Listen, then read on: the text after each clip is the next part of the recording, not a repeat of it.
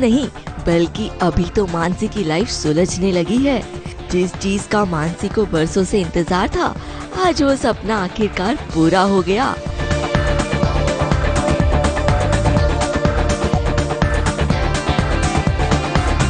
मानसी को अहम के दिल में आखिरकार वो जगह मिल ही गई जिसका न जाने उसे कब से इंतजार था। और देखिए ना कैसे अहम के बाहों में मस्त होकर मानसी एक अलग ही दुनिया में पहुंच गई।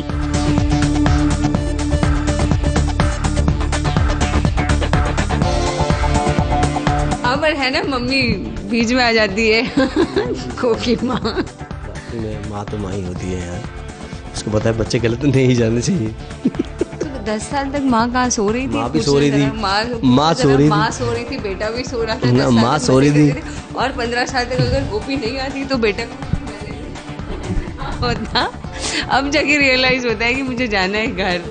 माँ सो रही थी, बेटा जाग रहा था। जब जागा तो जागा, अब उसकी आँख खुली तब जाग रहा था, लेकिन अब उसकी आँख खुली, समझे?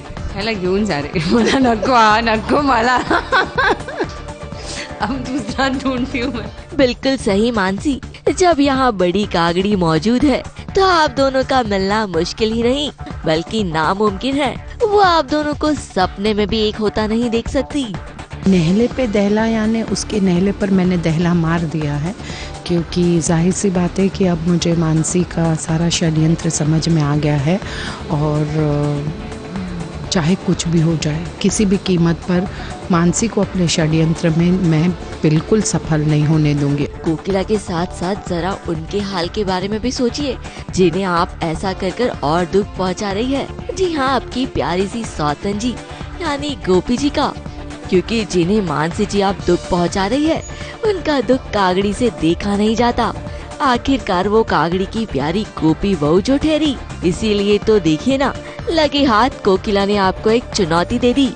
हाँ, जाहिर सी बात है अब टक्कर की बारी है और कहीं न कहीं मानसी ने ये एक प्लान घड़ा था कि वो इस तरह से अहम के साथ सोए या उसके करीब आकर लेटे या ये, लेकिन चूंकि मैं बहुत ही सजग हूँ और युद्ध की शुरुआत हो ही चुकी है, शंखनाद हो चुका है, तो अब तो पीछे हटने वालों में से हूँ ही नहीं और जहाँ कोकी है वहाँ किसी का खड़ा रहना भी नामुमकिन सा हो जाता है। चुनौती चाहे जैसे भी हो, मानसी ने कोकिला के नहले पे दहला जरूर मार ही दिया है। अहम के करीब पहुंचने का जरिया ढूंढ ही लिया है। तो कोकिला और गोपी थोड़ा सा सतर्क हो जाइए, ये मानसी इतनी आसानी से हार नहीं मानने वाली।